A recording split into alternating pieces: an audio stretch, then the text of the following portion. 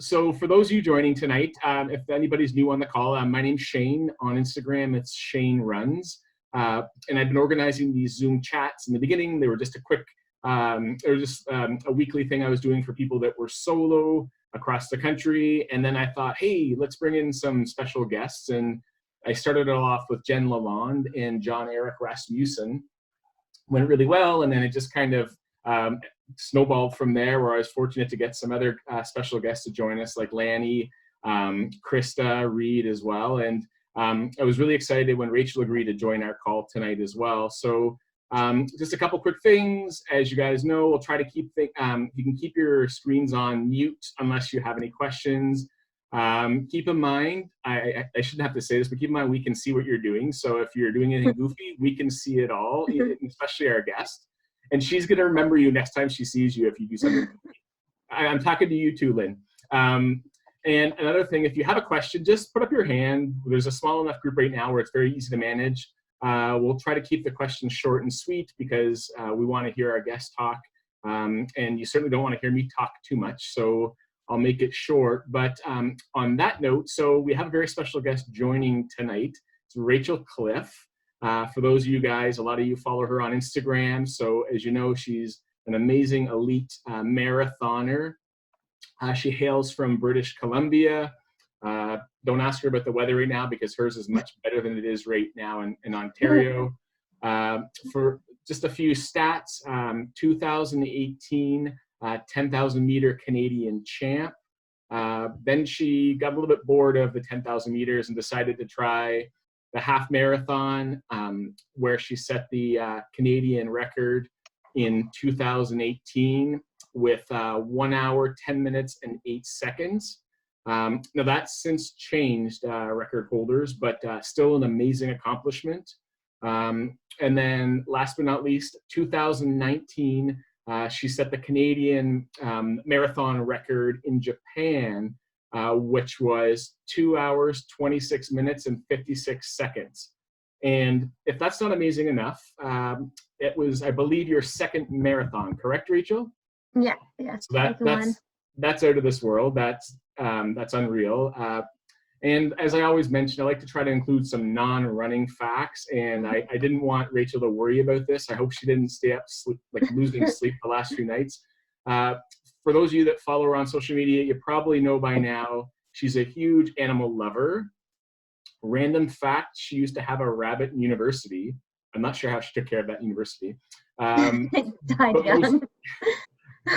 most recently, you probably have seen a bunch of her cute photos and videos with her cat.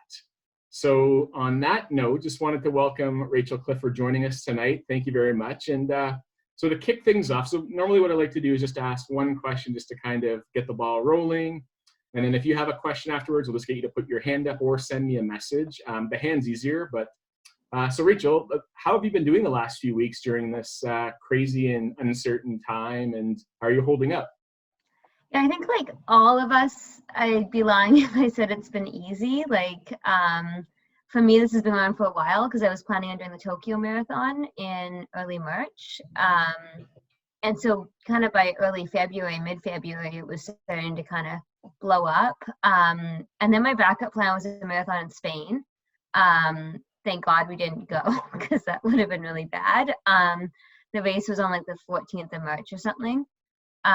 Literally the day before my flight, they canceled the race. And then that following week, you weren't allowed to leave the country anymore. So I was really lucky with that timing. And then it's just been kind of like taking rest after rest after rest. Like I think like everyone, it's like you kind of have these moments of like really good motivation and it's really nice to get out and go for a run. And then other times when, especially as an elite athlete, when you're like, I don't really know what's next or what I should be training for. So that's been tough, but I've also really enjoyed the break and more time with my husband and taking a few more walks and just kind of like spring's my favorite time of year, and I've never got to just enjoy a spring because I'm always traveling for track and stuff, and that's obviously what I prefer to be doing right now, but it's also been kind of nice just to be home for this time and stuff. So I took a good break. I got reasonably out of shape, and now I'm really excited to get back in shape. So yeah. It's always interesting hearing an elite athlete say they're getting out of shape. But how has your training been affected? Like, how have you been able to kind of maintain some consistency and some motivation throughout this period? Yeah, like again, initially I was, I think like everyone kind of shell shocked. And then I haven't been meeting with my coach or my training partners. Like I've really been taking the approach of just sticking to like a small group of people who I'm seeing, and that's my husband and my parents and his parents. And then like I might, you know, drop something off at a friend's house and maybe we'll chat for like half an hour, like from afar, but I haven't really been seeing, or I definitely haven't been running with anyone, except my husband. So that's been kind of like challenging to really maintain good fitness, but it's easy enough to maintain like reasonable, you know, running volume like that. And then, yeah, I had a bit of like a foot thing that wasn't particularly serious, but with everything that's been going on, not being able to see my physio at all made that challenging. So we just decided to take a week to cross train, and I have access to a stationary bike, so that was actually not that challenging. And yeah, but like, you know, I can't pool run, I can't elliptical, I have a nice strength program I do at home, so that's been good. And we have great trails to run in Vancouver, so that's been fine. But it's definitely been actually really fun training, because it's just kind of nice to like sit back, but I really miss running with people right now. Yeah, I would agree. It's always interesting just to find out. I'm always envious of people that are with partners or families or loved ones during this time as well. But I think the consensus is that it's difficult for everybody, just very different. Even people that are with loved ones and families, it can be a little bit challenging, I'm sure. And being solo, it's got its own challenges as well. Oh, yeah. Well, thanks very much. Now, on that note, who else would like to ask Rachel a question? And keep in mind, I always like to emphasize this, and this is why people always ask, can non-runners join? Can non-athletes join?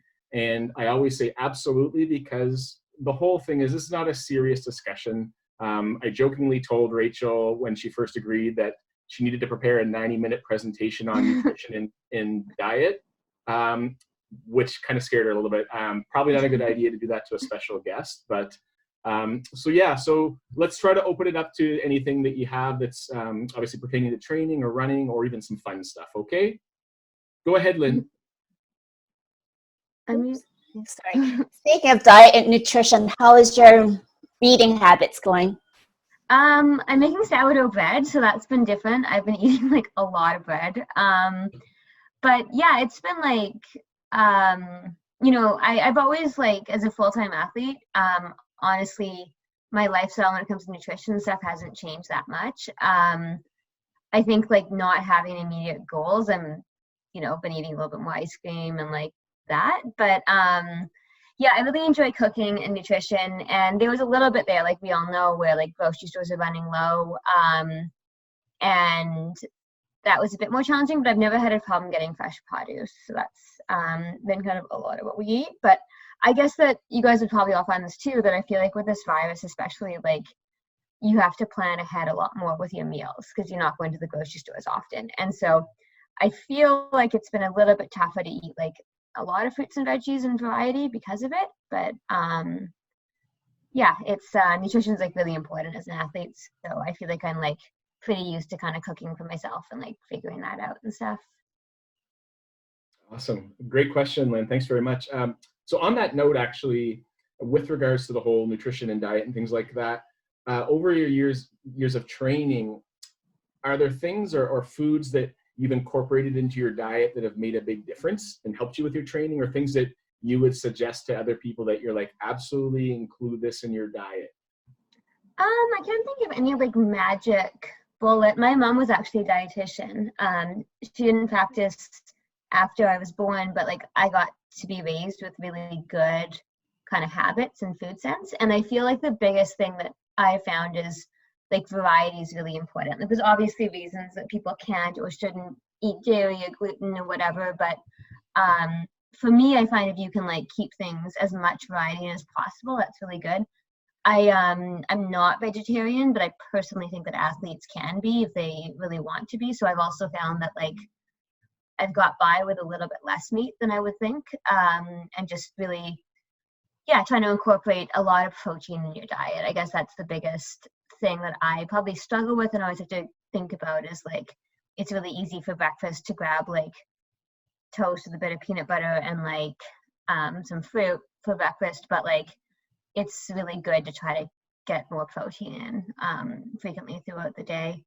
And I guess for me, I find that like breakfast is truly the most important meal of the day. So people don't eat breakfast before runs. I don't know how they do it. I'm the same way as well. Now, have you found what type of things did you have to tweak or modify when you increased your distance as well? So obviously you started off with the 10,000 meters, and then as you progressed up to the higher distances, were there things that you had to kind of fuel up more on? Speaking of, my cat's at the door, so Oh, great. letting her in. Sorry. Yeah, I think it was just the amount that you had to eat that was really important. Like, even before I moved to the marathon, my coach made some comment that like, when you train for the marathon, like you truly cannot eat too much. And I feel like that was definitely the case. Obviously with the marathon, there's been a lot more like fueling in workout considerations. That's important. So like making sure you're fueling during the workouts, which I've never had to do before, and making sure that you have a recovery snack with you for immediately post workout, which I know you're supposed to do always anyways, but I did find that like the longer I ran, it didn't actually happen the last marathon I was training for, now that I think about it, that I didn't actually get to run, but the first 2 marathons I did, and actually in particular the first one, I would have like evenings where I'd completely bonk because I hadn't fueled properly in the day. And I'm not really sure what I did differently when I was training for Tokyo Marathon, but that didn't seem to happen to the same extent. And I think I was just better about snacking regularly and eating protein regularly and just trying to map out my meals a bit more. Yeah, that's great information. Okay, who else would like to ask Rachel a question? Go ahead, Yana. Trying to figure out where the unmute button is. So you got ready for this race and then you had your backup race. How do you deal with it mentally? Like having to have done, because marathons take a long time to like train for, you get ready. Like, have you had any kind of mental tricks or tips or struggles even in terms of dealing with that? Yeah, like I get to work with a sports psych, and she's been really helpful. Like this year's been tough. Like Olympic years are notoriously stressful. So I wouldn't say I was like in a bad place, but I was definitely like struggling in general because there was so much at stake this year. And so when Tokyo was first canceled, I was stressed because I was worried that I was going to lose out on an opportunity that other people would get. And then when Spain was canceled, I somehow still thought that the Olympics would go on, and I was stressed about that. So it was kind of like a bunch of little battles after one another, and things were changing so quickly. I remember like one piece of advice I got from my sports psych really early on that I think I've kept trying to come back to is just look at everything in 1 week windows. Like, see where you want to be at the end of this week and get there, because like the second, and I still catch myself doing it because like there's a part of me that's concerned that the Olympics won't happen next year, or that I want to race again. I have no idea what I should be targeting or when. And so I'm just trying really hard to keep keep 1 week at a time and kind of get through it. And kind of set a goal where you want to be the next Sunday and then work towards that basically. Awesome. Thank you. Thanks very much for your question. Who else would like to ask a question? Go ahead, Mark. I like this shirt, by the way, Mark. Thank you. Yes, this is a personal favorite this is a JP Bedard special. So I see you run pretty much everything from the mile to the marathon and everything in between. What's your favorite distance? Only reason I ask is because I kind of grew up on the track too, and it's kind of where I always kind of feel at home, but I've run everything else in between, but I still, like personally, I still love the mile. I think it's just an absolutely suffer fest of in my case, like not 5 minutes, but it's just, you know, it's just 7 minutes of absolute agony. So what's your favorite distance out of all of them? Yeah, it's definitely not my best distance. My favorite is probably like kind of like you. I grew up on the track. It took me a long time. Like when I was in high school, I liked cross country the best, and it took me a really long time, like until my late 20s, really, to figure out how to race a good 5K and a good 10K, and like enjoy competing on the track. And I've obviously seen more success in the roads, and I fully embrace that my future is in the half marathon and the marathon. But I love the 5K. Like again, it's not necessarily like my best event, but there's just something about that like first 3K of trying to stay calm and then compete in the last 2K. I just find it's like a nice length. And once you've done a 10K, like 12 and a half laps goes by so quickly. But again, it's not really my strongest race. I just, yeah, the tactics of the 5K, I love watching them. It's just a really fun race. There's nowhere to hide. There's this, especially, I always say to other people, I say anybody can run a 5K. It takes something to race a 5K. Like Totally, yeah. There's just and there's nowhere to hide. Like you said, I don't for know, when you, you pull it off, it's like, it's really not that. I think it's got to be one of the less painful races. Like, maybe it's just because I'm not that good at it and I don't know how to push myself that well in them, but I don't know. It's just very much like, and I guess a 10K is a bit like it too, but it's kind of like a wait. Okay, we're gonna go. But yeah, I don't know. It's fun. Cool. Great question. Thanks very much, Mark. It's actually a good segue into a question I had to ask, or I was going to ask you. One thing that I had people ask me, and I'm sure others out there have been asked this as well, is how do you know when you're ready for a marathon? And so what I wanted to know is if you could walk us through the steps that helped you kind of decide on going from the 10,000 meters up to the half or even the full. Right. Yeah, it was a lot of like convincing from my coach, I guess. Do you mean like how you're ready for it in terms of are you ready to start training one, or like how do you know you're fit to run a good marathon? Either. Like it just like, and mentally, I guess maybe would be the big thing. Yeah, I mean, I've actually never, both marathons I did, I never felt ready for them. I think that's a good thing. Like, I think you always want to be kind of scared of them. Like maybe if with a few more under my belt, I might be able to like know better. But the second marathon I actually felt less prepared for than the first one. But I think the experience in the first one really paid off in the second one. The decision to move up to the full marathon was like based on how my halves were going, and not just the halves themselves, but the training for them. My first marathon, I was like completely scared that I wouldn't get through the whole distance. Like I didn't even do a marathon in training. I think the longest I went was 38K. And that went really well. So my coach was like super excited by that. I think this was 37K because I remember I had 5K left. And when I finished the workout, had I continued on, I think I would have ran like a 2:40 marathon or something, had I just finished.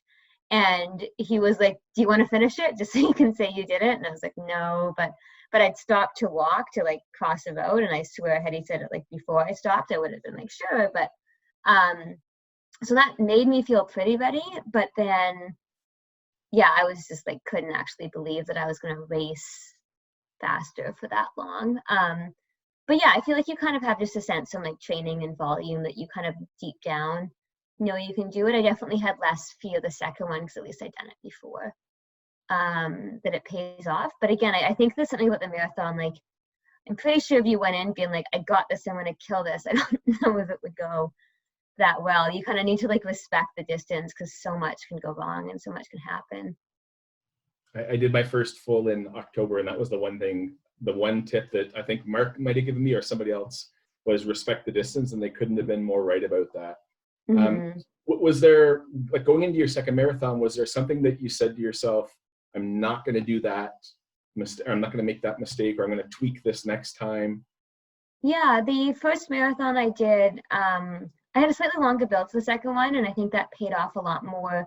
The second one, we really tried to hit like high volume at the beginning, and I responded really badly to it. And so then we backed off my volume like crazy. So the month going into the marathon, I ran like pretty low mileage. So I really, it was kind of funny because I'd gone in with the goal of running higher mileage, and I actually ended up running higher mileage, but it was kind of set up in a weird way. So I guess that's something I tried to avoid in my third marathon, but I didn't get to do it. But then I think the biggest regret I had in Berlin was that I really overthought the distance, and I got pretty fixated on the idea of hitting this wall, and I definitely really fatigued in the last 2K.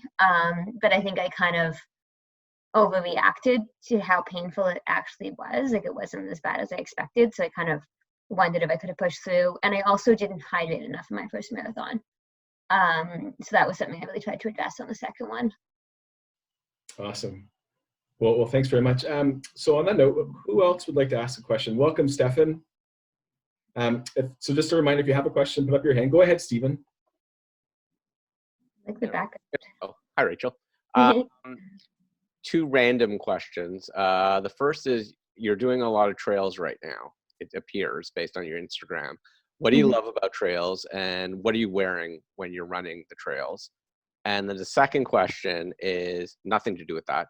Has to do with after your races, after your marathons, what's your go-to favorite drink and food that you go with? That's it. Okay, the first one is have you been to Vancouver before to run? Yeah. So our trails here, they look really good on Instagram. They look like trails, and they are trails, but in reality, they're super wide, nice, bark mulch, gravel type trails. So you can really run in anything in them. So I definitely don't do any rinse and trail shoes or anything like that.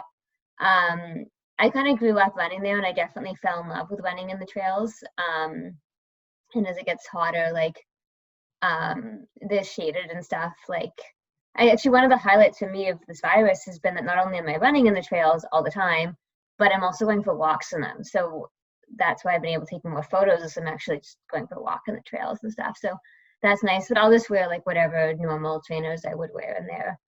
And as far as post-marathon, I definitely enjoy beverage wise, I'm a big beer fan. So I feel especially after a marathon, you're not gonna have a glass of wine, you want a beer and you kind of earned it. So that's my go-to without question post-marathon. And then, my first marathon, I was in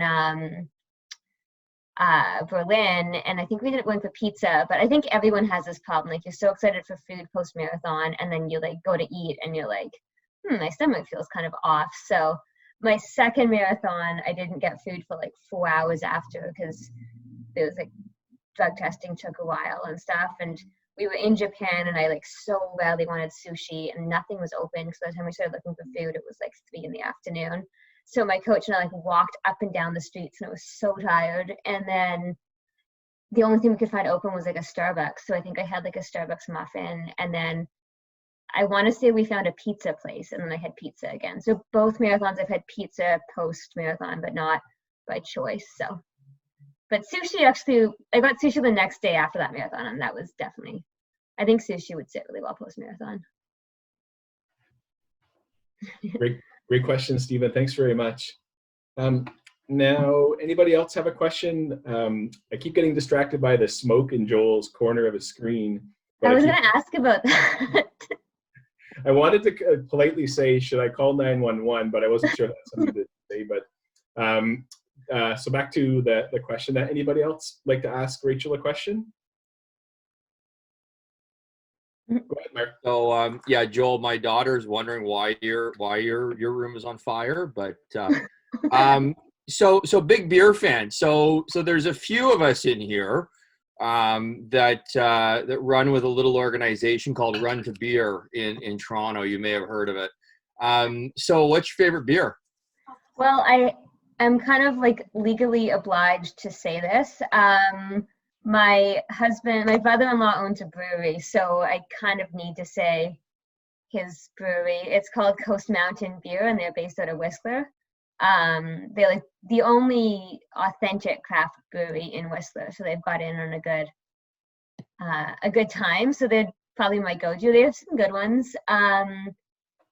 Outside of, I really like kind of local craft beers, and I feel I like Four Winds a lot. I don't know if we have the same beers here that you guys would. out your way, but Four Winds Yellow Dog Brewery I really like. And I'm trying to think there's probably another one. I kind of know the bottles when I see them, but Coast Mountain Beer, if you're ever in Whistler, is definitely worth checking out. Because is it Lanny is it Lanny, Shane, that has her own? Yes. Yeah, Yeah. so there you go. So Lanny has her own. So you could be like the second Olympian with their own beer. You should be talking to the brother-in-law about that. We talked about it this year, but then yeah, some things happened and they're a bit confusing. You can have yeah, for Rachel's pandemic IPA or something. I I think that would just be like, you know. Like all the company, I mean, they're a family-run business. They're doing okay, but like it's especially in Whistler, like we've been going up there. She's kind of cute. My dad is like absolutely we all love them. The company started in 2016, so it's pretty new. And Chris and I went up one time. My dad's gone up twice now. We drive up to Whistler, and you just email all your friends and like, we're going up, we're doing a beer run, and then you buy all their cans and then you take them back and drop them off at your friend's house. So that's been something we've gone to a lot. And Kevin, who's my brother-in-law, had brewed all these kegs and, you know, put them in the kegs in early March, and then everything in Whistler is closed. Like, you know, no tourism, no restaurants, nothing. So he has all these kegs he can't sell. Like, no one's having keg parties. No one's drinking a keg by themselves, hopefully. So I've been kind of joking that if anyone buys a keg, he should like call the public health authorities, because either they need some help privately if they're drinking a keg in 2 days, or they're having a kegger, in which case the health authority should be informed. So my dad went up and actually bought a keg, and then had his friends come over and just fill up their own growlers and buy donations. So it was actually kind of a cool. So they had like, because like I know here, like they've let like the breweries stay open, and they've all like kept their bottle shops open and stuff like that. But like you say, with them being up in Whistler, it's a little trickier. But have they done that in Vancouver? Like, have they let the breweries stay open? Yeah, so they have their biggest sales were in their tap house, and they can't open that. They get a really small kind of intimate room. So they can't have people come in and like, obviously. So that closed, and then they don't have their own canning line because they're so small. Luckily, they work with a really good canning company, so they've now had to do that. But I'm pretty sure their markup on cans is probably worse. Like when you sell to like a third party company and then they sell your kegs, that's probably not great either. But it's probably comparable to cans because it's so much more expensive in there. So they've been going into Squamish a bit more to sell their beer, but I mean, they're like a local favorite within Whistler, and they've been doing door-to-door deliveries, and they've been doing like lots of really creative things to keep up with the pandemic. So they're doing okay, but it's I think they're probably pretty excited for things to come back a little bit. You know? I've even heard people saying that they're like some distilleries. I mean, it's an expensive way of doing it, but some distilleries will take the old beer. Like if it does go bad, they've been buying the old beer because they can distill it into alcohol. They can distill it into, like, they can use it for like sanitizer and stuff, right? But it's an expensive way to make alcohol, like to make spirits, right? Because it's basically the same process. It's just a really expensive base. Point. Yeah.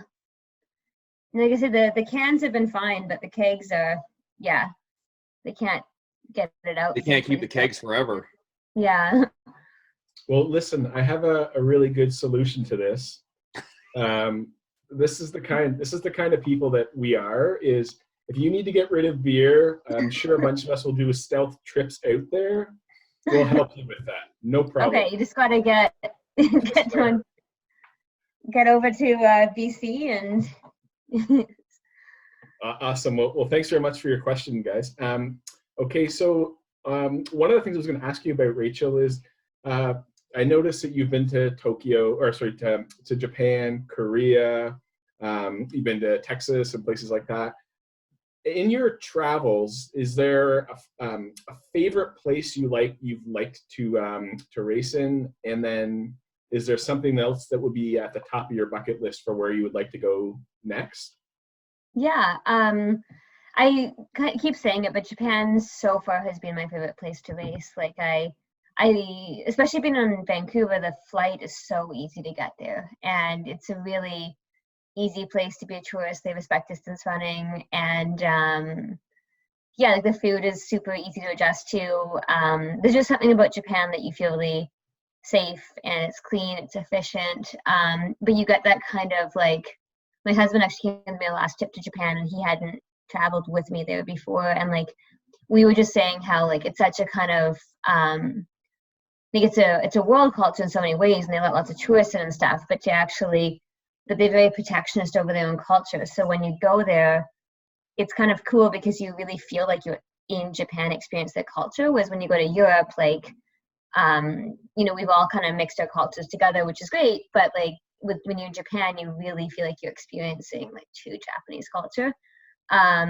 So I love, and also just racing there. Like it's really, the weather's great. At least the times I was there. I don't think it would have been good this summer in Tokyo, but when you race in the winter there, it's easy weather, and yeah, they just take good care of you, and it's super seamless. Like it's just so organized and professional. As far as places I want to go, I've actually been to every continent in the world to compete before. I went to Africa when I was in university to do a cross country race there. So the bucket list thing for me, which sounds crazy, but I really want to do the Antarctic Marathon. Like when I'm totally done the sport. I don't know if it'll ever come together, but it's like seriously, and it's really expensive, but it's really high on my bucket list just to like finish that. Maybe on like 40 or 50 or something, because then I could actually say that I've competed on every single continent, which would be kind of cool. That's very neat. Back to your comment about Japan, one of our friends, Andy, had raced in Tokyo, I believe, and him and a bunch of other people have commented about how the food and the snacks and things they give you during the races is entirely different than what you get here in North America. So it's number one on my bucket list. So I'm interested. I'm glad to hear you say that as well. So yeah, I'm curious because I got my own bottles, obviously, but I wonder what they would. Yeah, everything's just a little bit different there, but it works. Like they know what they're doing. That was one of the things I can't remember offhand. Maybe Mark or Lynn or somebody remembers, but I do know it was like something like very exotic. So as soon as I heard that, I was like, done. This is on the top of my list right now. So totally. Awesome. Okay, so on to the next question. Anybody out there? I believe, Stefan, you said you had a question? Nope. We've got a Stephen and a Stefan on the call. I want to make sure I'm getting the right person. Yeah, I think, so Rachel, you just joined the call when you mentioned, did you run the Berlin Marathon, is that right? Yeah, that was my first one. Okay, and how is it? So, I'm not a super expert, but I heard it's one of the fastest marathons you can run after all, is that right? Yes, sorry, my cat is at the door again. She doesn't want to push open the door, so she comes in and out. But yeah, it's like perfectly flat. Like there's no. Oh, sorry. You guys want to meet my cat? Oh yes. Yeah. Yeah, it's really flat. Like all of Berlin, I don't think there's a single hill in the whole city. And it's really pretty. Like Berlin's just a neat city. Like it's the first time. It was the first time I think I'd ever been to Germany at all. And yeah, it's.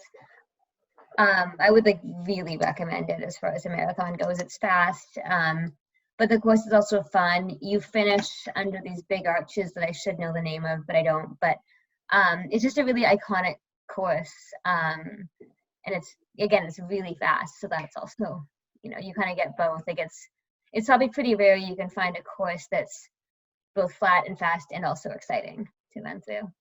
Yeah. Well, you can maybe tell by my accent. I'm from Germany, so well, thank you. Is there any sorry if I have a follow-up question, Shane, if you don't mind. So no. Mark's the bouncer. I'm just kidding. Go ahead. Is there any, so I know Berlin, the Berlin Marathon is a big thing, but is there any other marathon in Germany that has a high reputation among athletes? You guys would probably know as well as I would. I'm so new to marathoning, but I think the Hamburg Marathon, that's in Germany, and that has a good reputation. That's in the fall. There's a Frankfurt Marathon, I'm pretty sure. It's so bad I don't know these things, but yeah, I know. But yeah, I think there's at least two more that are well regarded, I think. Yeah. Yeah, I know it's not your your standard distance, right? Yeah, well, I'm also just bad with like things like that. Okay. My husband in the background being like, you should know this. But yeah, Hamburg and Frankfurt both sound like marathons, so I think those are Cool. the ones too. Awesome. Thanks for the question. So just one thing that I've been dying to ask you about, I haven't asked anybody else this, and I've been meaning to, is I kind of know the answer to this, but do you have any race superstitions or any good luck charms and things like that? Yes, I do. I think everyone does.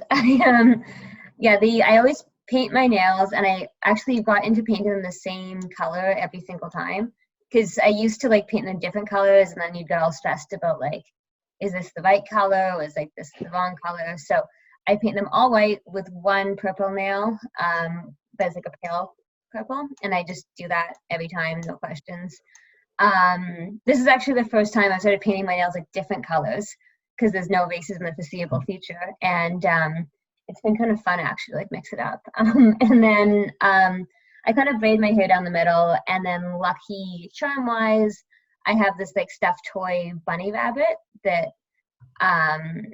travels with me like everywhere. He's actually kind of locked in like a travel suitcase right now. I feel a little bad for him, but yeah, I got him when I was 2012 for Christmas, and then he just started traveling with me, and then when my actual bunny died, I just kind of kept him taking with me.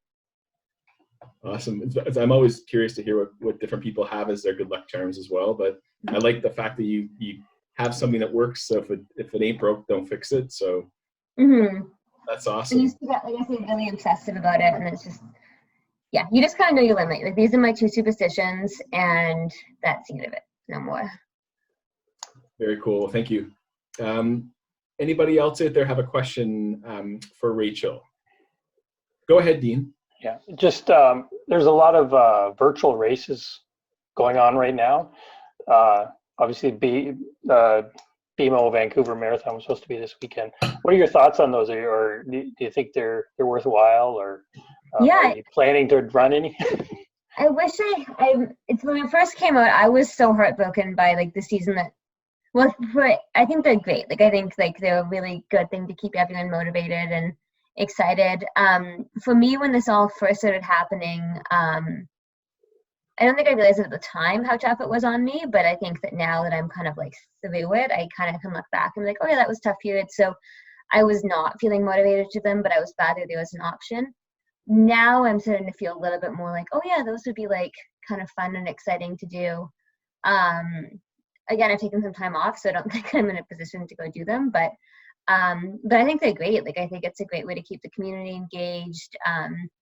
Everyone's still out there running. Everyone kind of needs a challenge, and it's kind of fun to scroll through and see like names you recognize and stuff. So, and I really like that they've made them over a few days. Like, they're trying really hard to not like, make it so that they're going to crowd up all the trails and stuff. But yeah, I think they've been fun, and it's an easy sport to adapt to and stuff. I had one time trial just with my team that we did, and that was fun.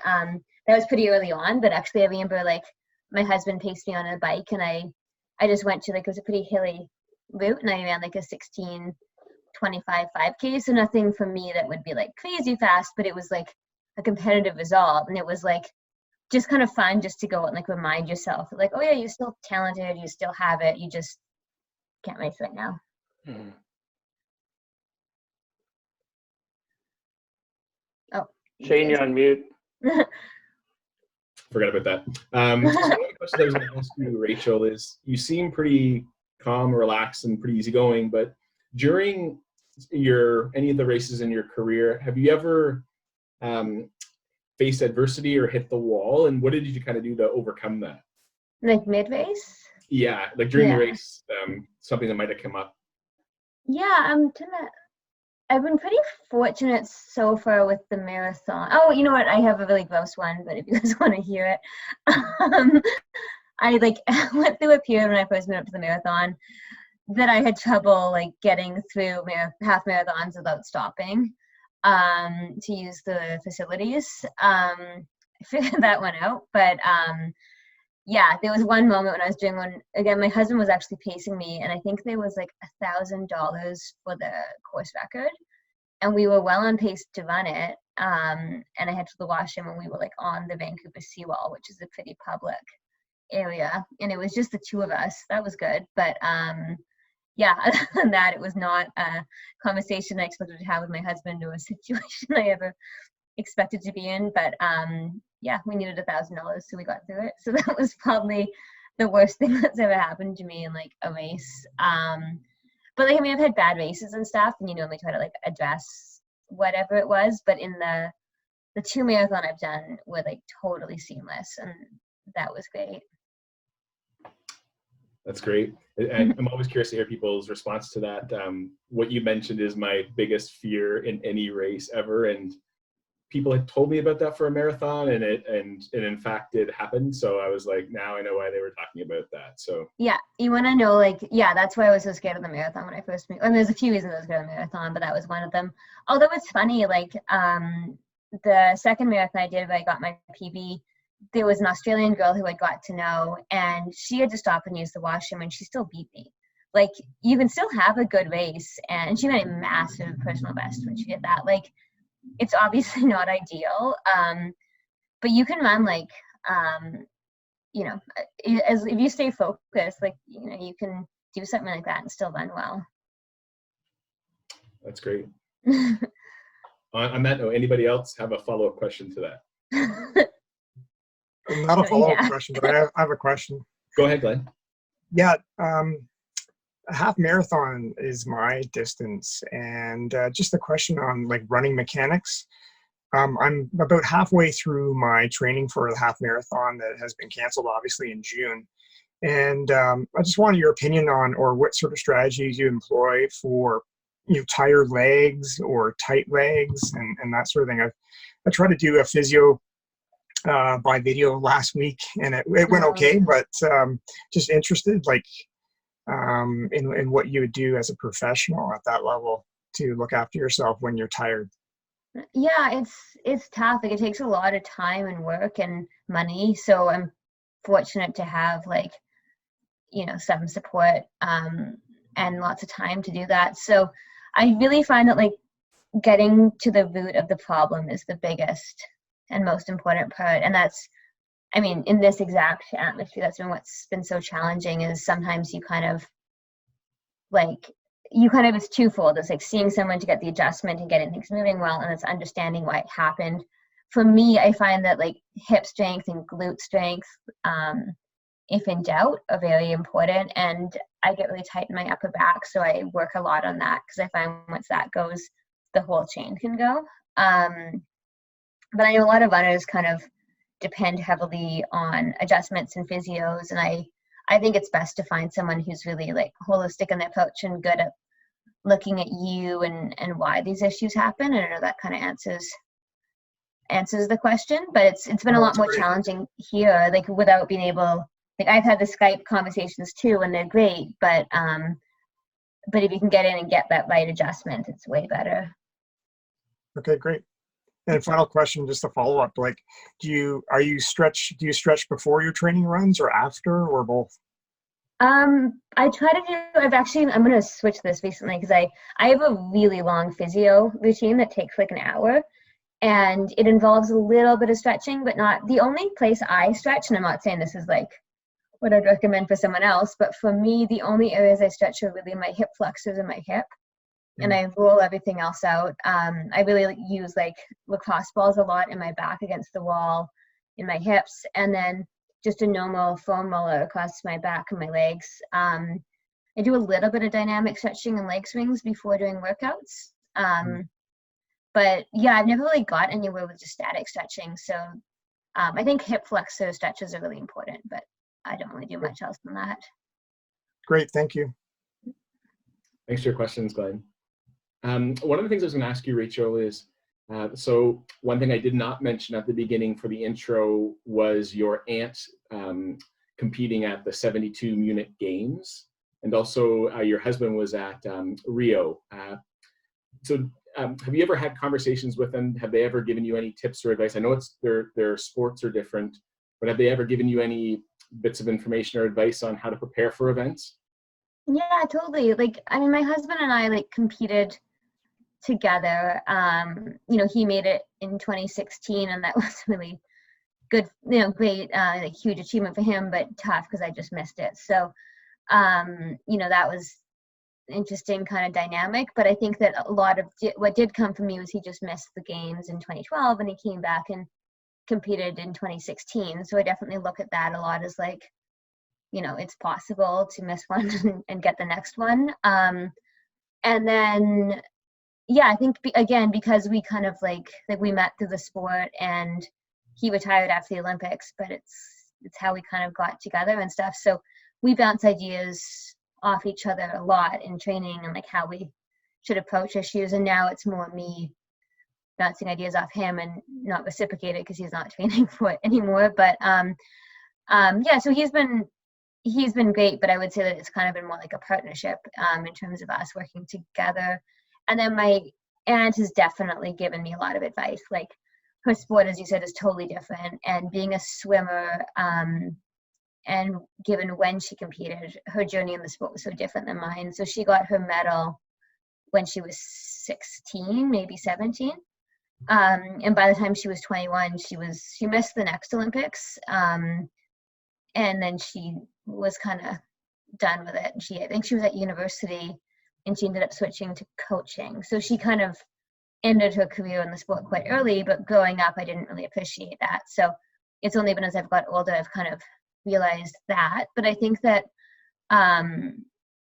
she's been really helpful for me and like a really good mentor over the years. A lot of what she's done is kind of that tough love, like talking sense into you. So when I went through the Olympic fiasco in 2016, when I qualified but wasn't allowed to compete, she was really good about kind of being supportive, but also like telling me what I needed to hear, not what I wanted to hear, which I think was really helpful. And then there was another time in 2012 when I guess it was 2013, sorry, when I made the world cross country team, and my husband made the world cross country team, and that had been like our biggest goals going into that year. And the men's team had some big names like Mohamed and Cam Levins on it. And so Athletics Canada made the decision to fund the men's team, and they decided to not send the women's team.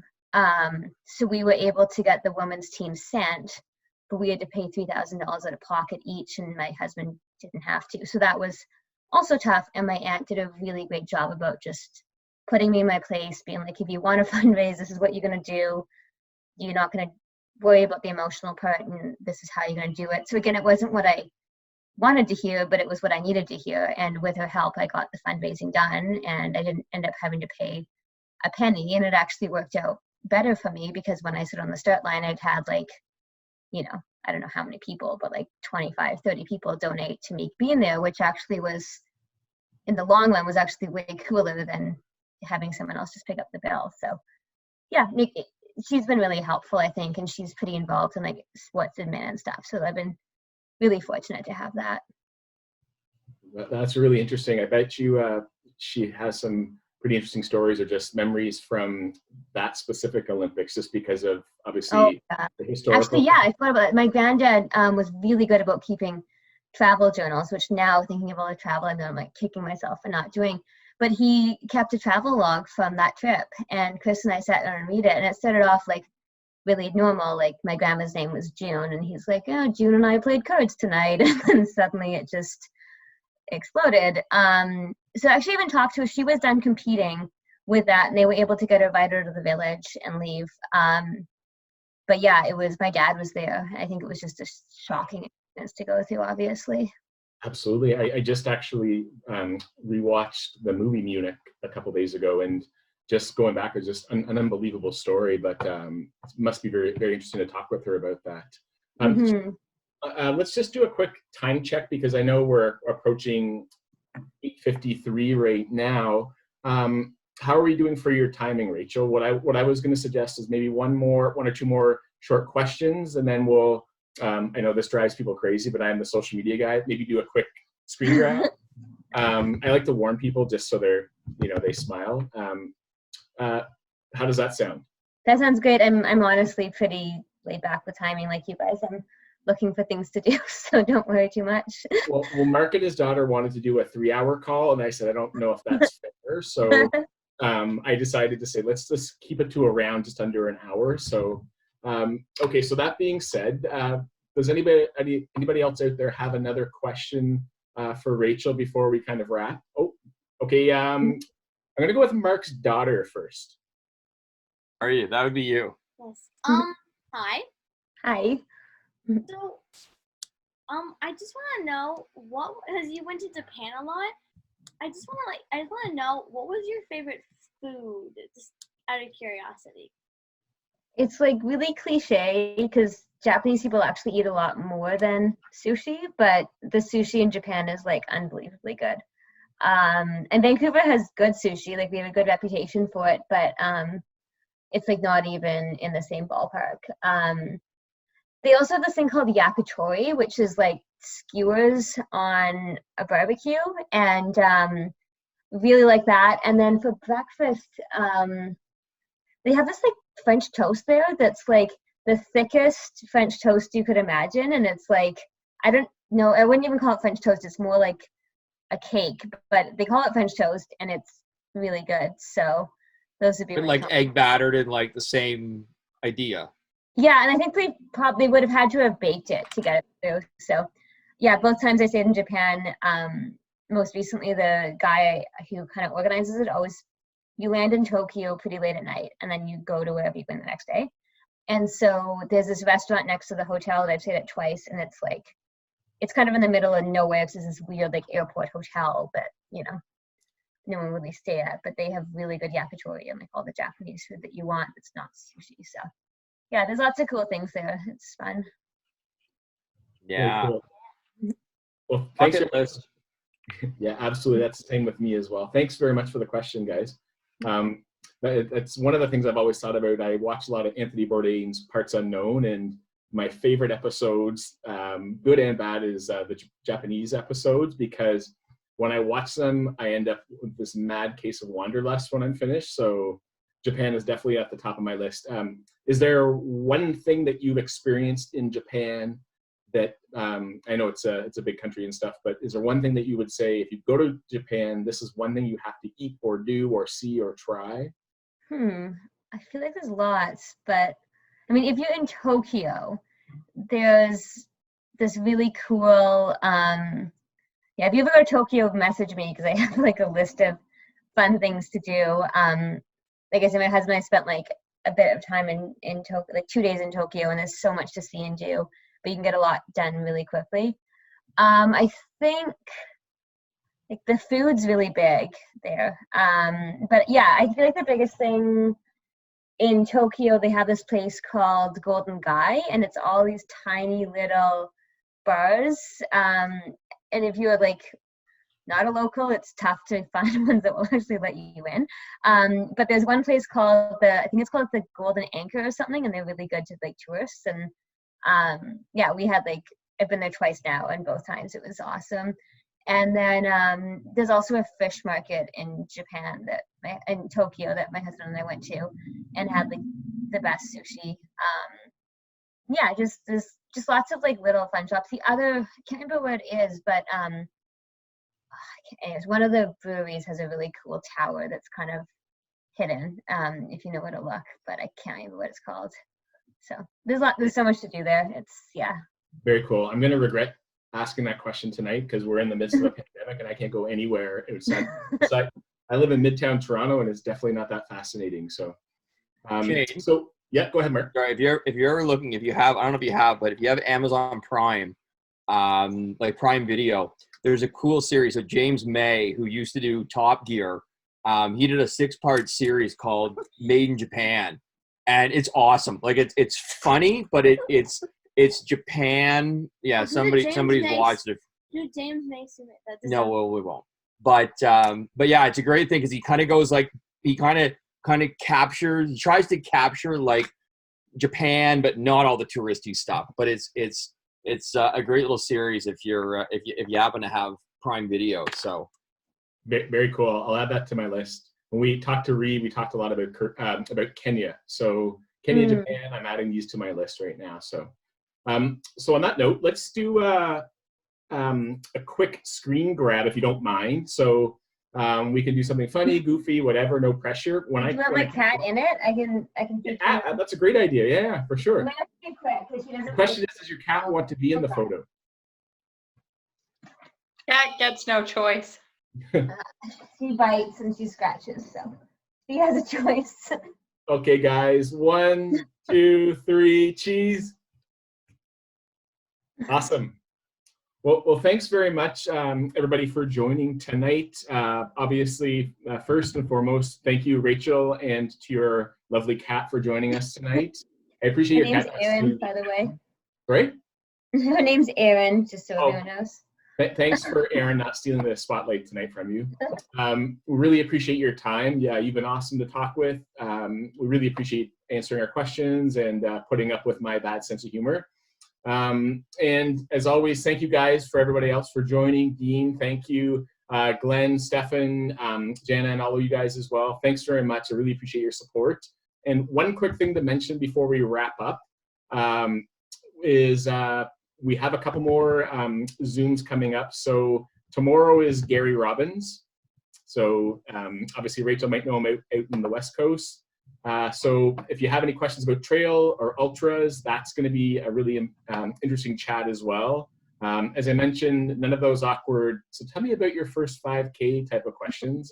Like Gary specifically mentioned that to me, so I'm adamant about that. So, and then next week we have Trevor Hoffbauer joining us as well. So we've had a lot of awesome women joining, and I've tried to light a fire under the guys' asses to join us as well, because I don't know if they're intimidated by the women, but it should be interesting as well. So that's on Wednesday, May 13th, okay?